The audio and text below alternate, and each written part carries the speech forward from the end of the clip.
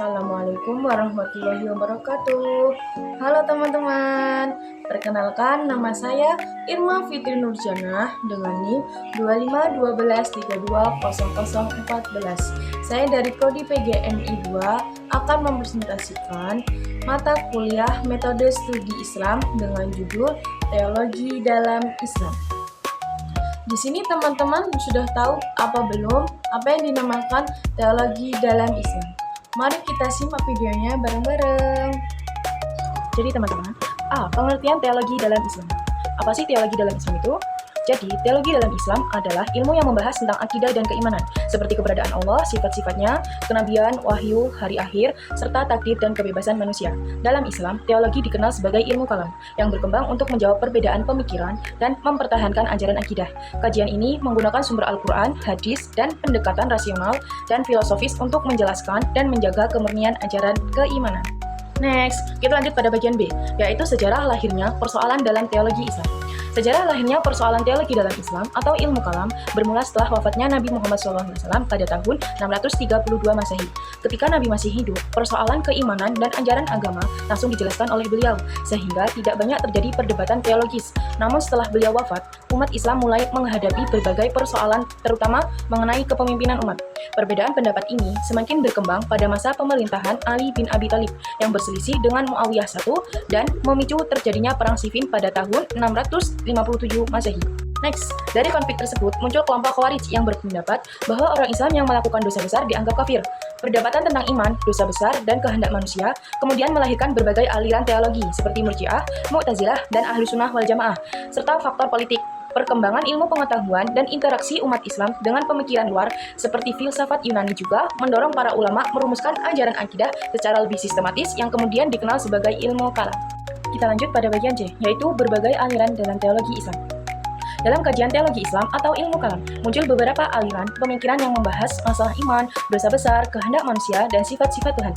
Perbedaan penafsiran terhadap ajaran Islam serta perkembangan pemikiran umat Islam menyebabkan lahirnya berbagai aliran teologi dengan pandangan yang berbeda-beda. Beberapa aliran penting tersebut antara lain yaitu Khawarij yang menganggap pelaku dosa besar sebagai kafir, Murji'ah yang berpendapat pelaku dosa besar tetap mukmin dan penilaiannya diserahkan kepada Allah, serta Mu'tazilah yang menekankan penggunaan akal dalam memahami agama dan menilai pelaku dosa besar berada di antara mukmin dan kafir. Selain itu, ada Asy'ariyah yang didirikan oleh Abu Al-Hasan Al-Asy'ari dengan menggabungkan dalil akal dan wahyu, serta Maturidiyah yang dipelopori oleh Abu Mansur Al-Maturidi dan juga menggunakan akal tetapi tetap berpegang pada Al-Quran dan hadis. Lanjut pada bagian D, yaitu ajaran-ajaran dalam teologi Islam.